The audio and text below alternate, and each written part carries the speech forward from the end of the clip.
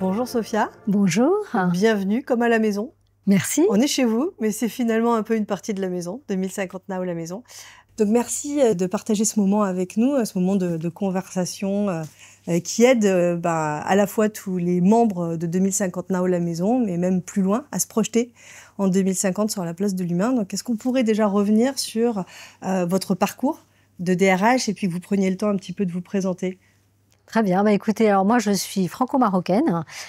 J'ai démarré dans le groupe, c'est 3000 personnes en 85. On est 180 000 aujourd'hui, avec 63 pays, donc c'est plus le même groupe. J'y ai fait plusieurs métiers, pas que de la DRH. J'ai été en contact avec les entreprises, j'ai dirigé un centre d'affaires. J'ai été une première fois en DRH au moment de la fusion BNP Paribas entre 2000 et 2009. Et là, j'ai créé la diversité en 2004.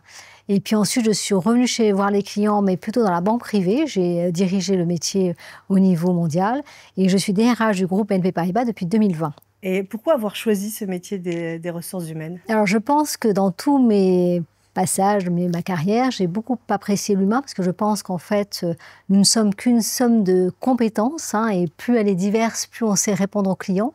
Et donc, pour moi, c'était important de dire comment on pouvait encore davantage développer ce capital humain. Et d'ailleurs, quand on a fait Unexpected Jobs, il y a 2 ans, c'était une campagne un peu décalée, je me suis présentée comme Human Capital Catalyst. Et c'est vraiment ça, en fait, c'est comment on catalyse toutes ces compétences, ces diversités pour les développer et rendre encore plus de services à nos clients.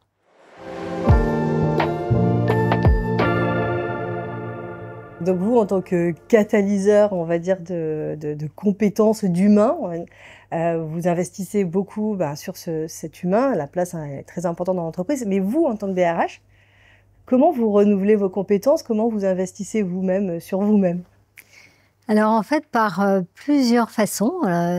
Je vais voir beaucoup les collaborateurs sur place, donc j'assiste à pas mal d'événements, mais aussi je vais visiter des pays. J'étais 3 jours en Pologne cette semaine, parce que je pense qu'aller au contact des collaborateurs et dans différentes cultures, ça amène aussi beaucoup d'interrogations, de challenges. Et puis il y a des pays qui sont plus ou moins développés sur certains sujets, donc on peut utiliser ces pratiques-là.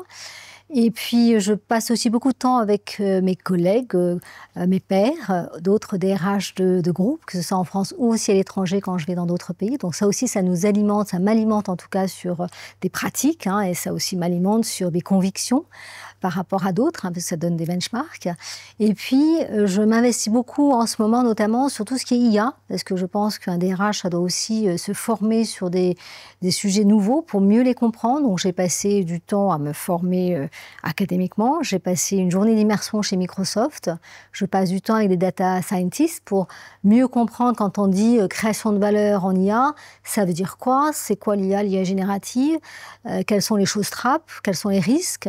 Voilà. Et je pense qu'on n'a pas fini d'être là-dessus parce que ça va nous permettre, en tant qu'RH, de comprendre finalement notre rôle qu'on aura pour nos métiers sur le sujet de l'IA et pour nous-mêmes en tant qu'RH, comment on va pouvoir l'utiliser pour améliorer encore notre service au service des collaborateurs et des managers.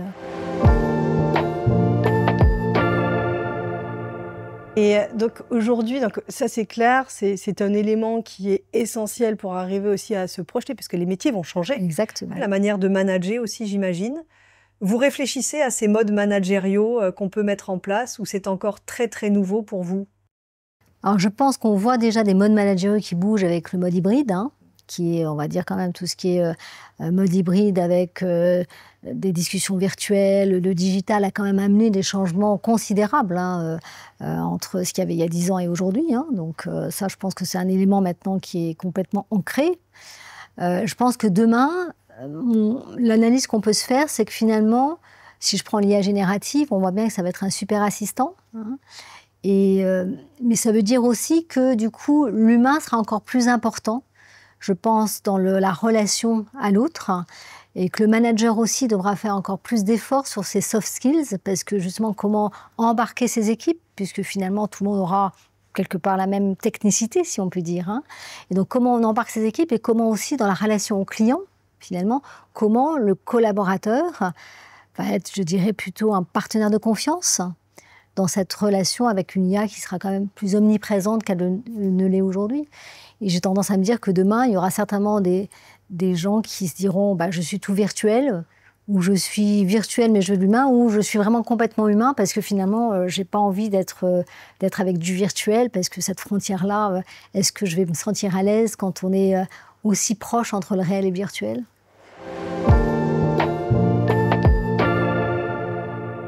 Comment voyez-vous le monde du travail en 2050?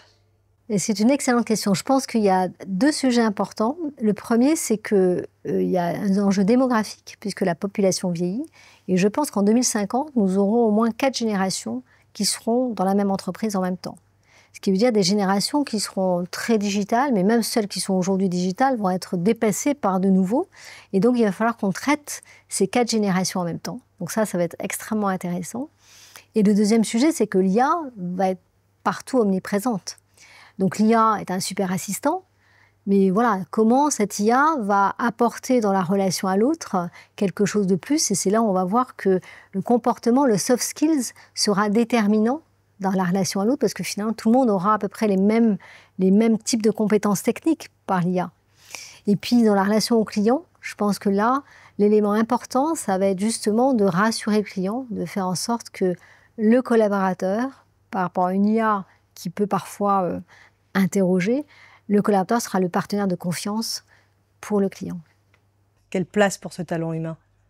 Je pense que le talent humain aura encore plus de place qu'aujourd'hui, mais avec des compétences qui seront très axées sur 2 choses, être capable de challenger ce qui lui vient de l'IA et être capable d'avoir des comportements, des soft skills qui seront vraiment déterminants dans la relation à l'autre, pour rassurer. Comment vous aidez vos collaborateurs, vos talents à développer ces soft skills? Alors, je pense que là-dessus, on a bien sûr tout un tas de formations, mais on dit toujours nous, à nos collaborateurs que la meilleure formation, c'est on the job. Il n'y a rien de tel que d'être confronté à l'expérience pour justement se développer. Donc, dans notre groupe, on va faire en sorte que nos collaborateurs ils soient curieux, ils aillent voir d'autres métiers, parce que c'est aussi en étant challengés dans d'autres environnements, d'autres fonctions, qu'on peut justement se mettre en valeur pour des choses qui nous concernent nous avant d'apprendre la technique. La technique, ça s'apprend toujours. L'important, c'est ensuite comment on est dans la relation à l'autre. Est-ce que vous est-ce que vous les poussez ou vous les invitez aussi à regarder ce qui se passe à l'extérieur, en dehors des métiers du groupe, pour s'en inspirer? Oui, ça va dépendre des métiers, bien sûr, mais je pense qu'il est important, quand on a des métiers très spécialisés, d'apporter une technicité, ça c'est clé. Et puis quand on est plutôt dans le commerce, dans la relation à l'autre, il est important là aussi de les confronter avec d'autres façons de faire pour comprendre comment nos concurrents ou d'autres benchmarks existent pour être toujours, je dirais, au-dessus du lot. Comment est-ce qu'on dit toujours on raise the bar, parce que c'est important d'être dans une exigence par rapport à ça vis-à-vis et de nos collaborateurs et de nos clients.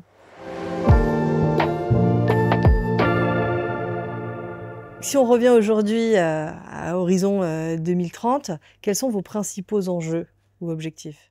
Je pense qu'il y a plusieurs enjeux. Le premier, c'est d'être dans cette transition écologique et énergétique qui est très importante pour nous tous, et puis dans l'IA, donc c'est comment on embarque tous nos collaborateurs, on ne laisse personne au bord de la route là-dessus. Et le deuxième enjeu, c'est tout ce qui est autour de la diversité. Nous avons toujours été très diverses parce qu'on est obligé aussi de répondre à nos clients. Nos clients sont divers, donc ces équipes de diversité sont là. J'aimerais qu'en 2050, nous n'ayons plus besoin d'équipes diversité, et que ces sujets-là soient ancrés chez tout le monde et que nous soyons toujours un safe and good place to work. Safe and good place to work, est-ce que vous pourriez expliquer la signification de ce concept chez BNP Paribas? Alors, c'est un concept qui a de vraies réalités qui sont très ancrées chez nous. On a une politique de diversité et d'inclusion très forte. C'est-à-dire qu'on fait en sorte que nos équipes soient diverses. Donc, on travaille la mobilité dans le groupe, déjà pour que ça soit divers en termes de métier, mais aussi que nous ayons une politique d'inclusion sur nos 5 piliers de diversité, que sont l'ethnicité, le genre, l'orientation sexuelle, les générations et le handicap. Donc, c'est vraiment, on porte tous ces enjeux autour de nous. Et le deuxième pilier, c'est d'être certain que chacun est respecté pour qui il est. Donc, on a une politique de respect des personnes extrêmement forte qu'on a renouvelée il y a 2 ans, avec, je dirais, une capacité pour les collaborateurs qui seraient témoins ou malheureusement victimes d'un quelconque sujet de manque de respect à leur égard, ils peuvent faire une alerte en toute confidentialité. On traite l'alerte jusqu'à parfois prendre des sanctions fortes si jamais on s'aperçoit que c'est vraiment pas bien. Et je dirais que dans un environnement, on va dire, en ce moment en tout cas, extérieur géopolitique complexe, il est très important pour nous de rappeler ces valeurs au sein du groupe pour dire que dans le groupe, nous sommes là pour nous respecter les uns les autres et qu'en tout état de cause, nous ne pouvons pas admettre une quelconque discrimination ou xénophobie ou antisémitisme au sein du groupe.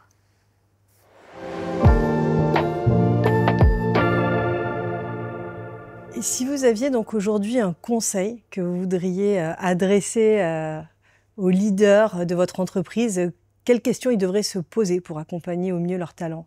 Moi, je pense que les leaders, ils doivent être absolument curieux.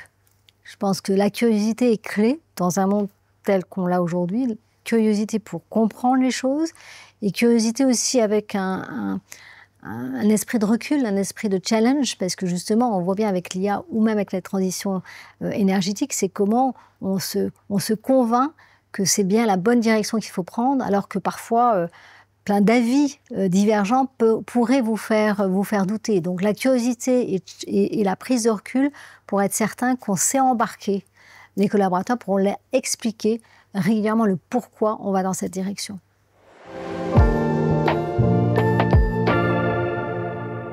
Le manager, alors c'est pas tous leaders, mais il y a beaucoup de managers dans l'entreprise, ils sont quand même un socle important de la transformation justement des modèles, de la transformation des métiers.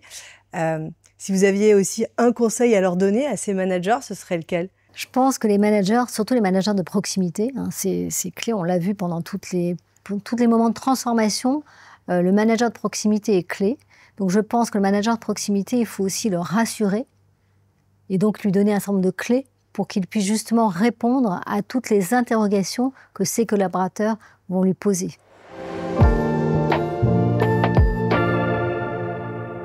Chez 2050, on accompagne les entreprises dans leur transformation durable. On est un catalyseur d'écosystèmes et de connaissances qui vise à accélérer cette transformation durable des entreprises. Et on se projette souvent, et je sais que c'est un terme qui n'est pas très bien défini, qui est flou pour certains, sur qu'est-ce qu'une workforce durable. Désolée pour l'anglicisme, mais sans vous donner une définition, est-ce que ça évoque quelque chose pour vous? Si oui, quoi? Comment on rend justement ce capital humain le plus durable possible dans l'organisation? Alors c'est vrai que la notion de durabilité, elle recouvre beaucoup de sujets. Comme je disais, on peut être durable. Nous, on est dans la finance durable. Donc cette finance durable, elle est dans toute cette dimension de transition énergétique pour laquelle on doit chacun individuellement se poser un certain nombre de questions. Mais nous, en tant que banque, dans un écosystème qui est, je dirais, au carrefour de toutes les clientèles, comment on accompagne nos clients autour de ça. Donc j'ai tendance à dire que cette durabilité, je la verrai autour de ça. Et ensuite, il y a effectivement, quand on dit workforce, bien sûr, c'est tous les collaborateurs.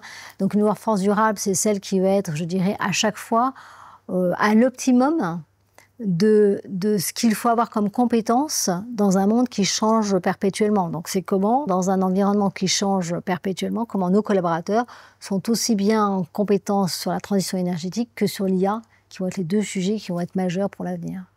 Votre slogan, il est quand même bien trouvé.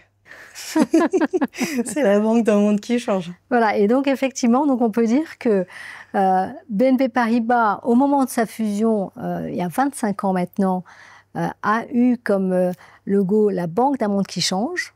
On est toujours d'actualité. J'ai presque tendance à dire que peut-être que dans 25 ans, en 2050, ça sera toujours d'actualité.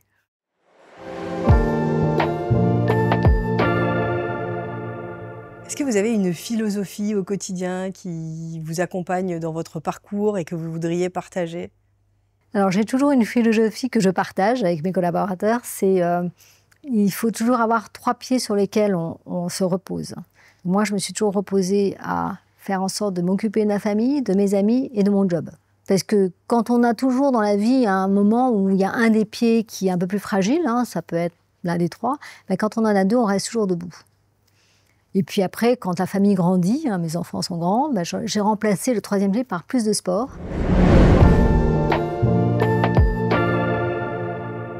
Ce que je retiens, c'est l'importance d'accompagner ces talents avec des soft skills mais aussi des compétences qui permettent de transformer. Vous avez parlé pas mal d'IA. Est-ce que, il y a des formations aujourd'hui qui vous interpellent particulièrement dans l'IA ou des partenaires qui vous inspirent? Alors, je pense que, bah, on a été partenaire de NetExplo, hein, qui continue de nous apporter encore beaucoup. Alors, ça a changé de nom, mais sur tous les sujets de data, on a beaucoup utilisé, hein, les formations en data parce que je pense que c'est clé, hein, ces formations en data. Aujourd'hui, nous, on est en train de revoir aussi nos formations pour, comme on l'a fait pour la Sustainability Academy chez nous, on va créer une Tech Academy dans laquelle on va être certain de donner un common knowledge à tous nos collaborateurs, ce qu'on a déjà lancé en début d'année, hein, sur l'IA. Hein, donc, pour bien comprendre les attendus de l'IA et de l'IA générative, pour que chacun, à minima, sache ce dont il s'agit. Et là, on va développer des choses un peu plus expertes pour un certain nombre de collaborateurs, pour être justement, et là, je dirais qu'on va regarder tous les fournisseurs, hein, sans exception, pour s'assurer qu'on a à chaque fois la meilleure formation adaptée pour chacun de nos collaborateurs.